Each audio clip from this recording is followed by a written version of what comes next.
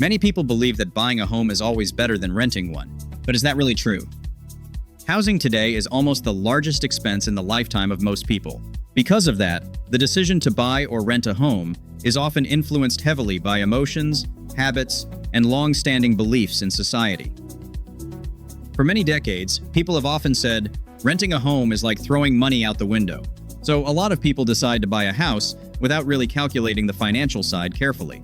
But if you take a closer look at the numbers, the story can be completely different. In this video, we are going to look at why, in many situations, buying a home can actually make you poorer compared to renting. And to make it easier to picture, let us begin with a story about Bobo. A common mistake: thinking that buying a home is an investment. Bobo thought the same thing many people do, that buying a house is an investment that can bring a lot of profit. So Bobo decided to use all of his savings to buy a spacious 5-story house. In Bobo's eyes, this was both a place to live and a major investment for the future. He believed the house would keep increasing in value and that one day it would help make him richer. Many people around him thought the same way. They said buying a house is always better than renting. At least every month, the money you pay is going toward your own asset, not toward a landlord. But after living there for a while, Bobo began to realize that things were not quite the way he had imagined. The house was not bringing in any extra money each month. Instead, new expenses appeared from time to time. Sometimes the roof needed repairs. Other times a water pipe broke. At another point, the old walls needed repainting. Then there were property taxes, maintenance costs, and many other small expenses. These costs do not happen very often, but they appear every single year. The house is still there, but the money quietly keeps flowing out. That was when Bobo realized something important. There is a big difference between a place to live and an asset that generates money. A real investment usually brings money back over time. For example, stocks, a business, or a rental property. But the house Bobo lives in is different. It provides stability for his life, but financially it does not create income. Instead, it requires more money to maintain. And this is exactly the mistake many people make. They think buying a home automatically means investing. But in many cases, a house is simply a place to live, not a tool that helps money create more money. Now, to understand why buying a house can sometimes make you poorer compared to renting, let us look at several important aspects. Number 1. Opportunity cost. Earlier, because he strongly wanted to own a grand home of his own, Bobo used almost all the savings he had accumulated throughout his life to fully pay for a large 5-story house. The moment he held the keys in his hand, Bobo suddenly realized that he had very little cash left for spending or emergencies. All the capital he had built up over the years was now completely locked inside brick walls. This is also something many people overlook when making big financial decisions. When you use all your money to buy a fixed asset like a house, you are giving up every other opportunity to use that money to generate returns. To make this easier to imagine, think of Bobo as owning a basket full of loaves of bread. If Bobo took those loaves to the market and sold them every day, he could use the profit to buy more flour, hire more workers, and produce thousands more loaves of bread. Over time, starting from that one basket of bread, the number of loaves Bobo owns would keep growing and could eventually bring him enormous wealth.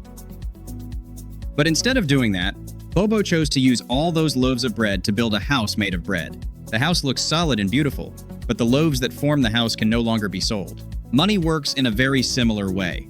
When money is invested, it is like a team of hardworking employees creating new opportunities to earn more money for you every day. But when all that money turns into bricks and concrete in a house that is only used for living, it completely loses its ability to work somewhere else. The real price Bobo pays is the interest, the wealth, and the financial freedom he could have gained if he had used that money to invest, just like using bread to create a business that produces even more bread. Number 2. Lazy capital. After emptying his savings to buy the large 5-story house, Bobo soon faced a rather ironic situation. Because he did not want the hassle and did not want strangers interfering with his private space, Bobo only used the first floor for daily living. The 4 floors above were locked and left completely empty. Bobo believed he owned a huge asset, but he did not realize that he was actually maintaining an entire army of lazy capital inside his own house. Imagine that each floor of Bobo's house is like a group of skilled workers that he paid a lot of money to hire. But instead of letting them work, Bobo locks them inside rooms and shuts the doors. While Bobo wakes up early and stays up late every day working hard to earn money to pay for electricity, water, taxes, and other bills, those workers, the 4 empty floors above him, are doing absolutely nothing. They generate no income and do not produce a single dollar to help lighten his financial burden. In other words, Bobo is working very hard, while a large portion of his assets is sitting idle and creating no additional value. As a result, Bobo falls into what can be called paper wealth. On paper, he owns a 5-story house worth millions of dollars, but in reality, he is still a hardworking employee because his asset cannot support itself. Those 4 empty floors are not only wasted space, they are also proof that Bobo is allowing his opportunities for wealth to slowly disappear in dust and darkness. Bobo owns a very valuable house, but all the expenses of daily life still rest entirely on his shoulders, because most of his assets are simply lying there doing nothing and producing no income. Number 3. The 5% rule. Seeing 4 empty floors every day began to make Bobo feel regret. He tried to comfort himself by thinking that at least he no longer had to pay rent every month. But after living in the house for a while, Bobo gradually realized that owning a home still comes with many other costs. First, there are property taxes and insurance that must be paid every year. Second, there are maintenance costs, because a large 5-story house will inevitably have problems such as roof leaks, broken pipes, or peeling paint. And finally, the most important cost is the cost of capital. This is the interest Bobo could have earned every month if he had placed the money used to buy the house into savings or other investments. When you add all these together, the total cost of owning a house is often around 5% of the home's value each year. To make this easier to understand, imagine Bobo's 5-story house is worth $500,000. According to the 5% rule, each year he is either spending or losing the opportunity to earn about $25,000 just to maintain ownership of the house. This amount comes from property taxes, regular maintenance costs, and especially the investment returns that money could have generated elsewhere. On average, the house effectively costs Bobo about $2,100 every month. Meanwhile, if Bobo used that money to rent a luxury apartment nearby, he might only need to pay about $1,200 per month. When Bobo looked at these numbers, he realized something surprising. He had spent nearly all his savings to buy a house because he believed it would save him from paying rent each month. But after carefully calculating the real costs, the situation looked completely different. Instead of paying a fixed amount to a landlord, he was now watching more than $2,000 quietly disappear every month through hidden costs and trapped capital. Only then did Bobo understand that his large house was not actually saving him money the way he once believed. Every day he lives in that house, his money is slowly decreasing over time. Number 4. The bank loan trap. Now imagine that at the beginning, Bobo did not have enough savings to fully buy that 5-story house. To make his dream of owning the house come true, Bobo had to go to the bank and borrow an additional $400,000. The bank agreed to lend him the money, but in return, Bobo had to pay both principal and interest every month for many years. At first, the monthly payment still seemed manageable for Bobo. Because of that, he believed borrowing money to buy a house was not a big problem. Bobo even thought making monthly payments like this was still better than renting. But when you borrow a large amount of money over a very long period of time, the interest can grow into an enormous number. For example, if Bobo borrows $400,000 for 30 years with an interest rate of about 6% per year, by the time the loan is fully paid off, the total amount he will have paid, the bank can reach more than $860,000. That means, in addition to the original principal, Bobo will have paid more than $460,000 in interest to the bank. In other words, Bobo bought one house, but the total money he paid is almost equal to the price of 2 houses. For many years, a large portion of Bobo's monthly income will have to go toward repaying the bank. Meanwhile, the house he lives in does not generate any income to help cover that loan. So instead of money working for Bobo, Bobo now has to work for many years to pay the bank.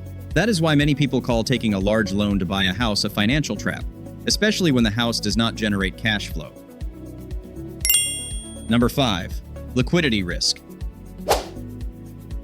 After living quite peacefully in his 5-story house for a while, Bobo's life gradually returned to a normal routine. Every day he went to work, came home, lived on the first floor, and slowly got used to that rhythm. But one day, something unexpected happened. Bobo suddenly needed a large amount of cash in a very short time to deal with a personal matter, and he did not know how to come up with the money. At that moment, Bobo finally realized another problem with putting too much money into a house. That problem is liquidity risk. On paper, Bobo owns a house worth about $500,000, but in reality, he does not have enough cash in hand to deal with the immediate situation. The house is very valuable, but Bobo cannot quickly turn it into cash. He cannot sell one corner of the living room to get money, and he cannot sell just one floor of the house to cover a small expense. If Bobo wants to get money from the house, he only has two choices. One is to sell the entire house. The other is to use the house as collateral to borrow more money. But selling a house is not something that can happen in just a few days.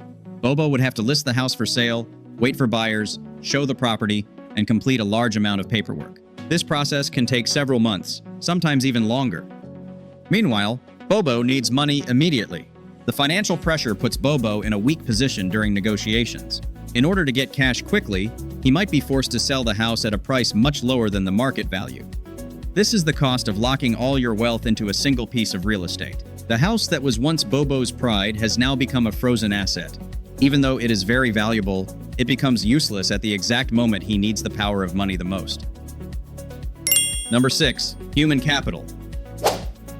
After going through financial troubles and liquidity risk, Bobo slowly realized that his most valuable asset is actually his own ability to earn money, which is known as human capital.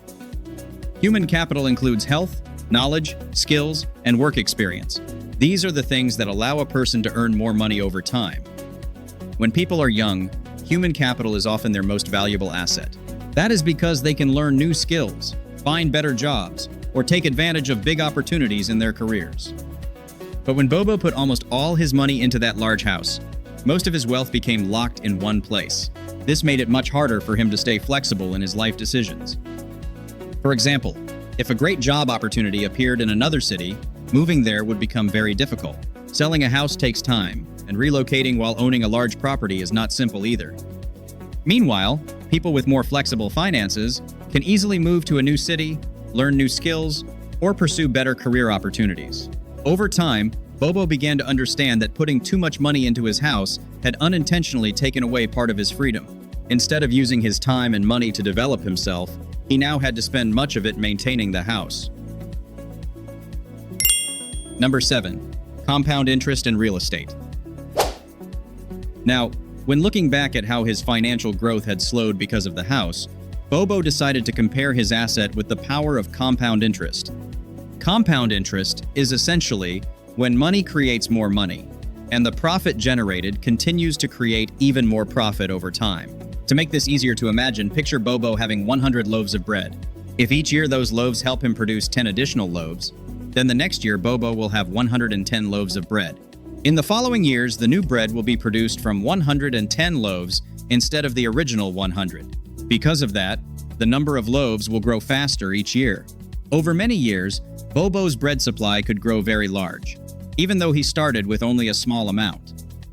That is the power of compound interest. But when Bobo decided to use almost all of his savings to buy the 5-story house, that money became trapped inside the walls of the property. It no longer participated in the process of growth. The house may increase in value over time, but that growth usually happens slowly and depends heavily on the real estate market. More importantly, the house does not generate steady cash flow that can be reinvested to produce new profits.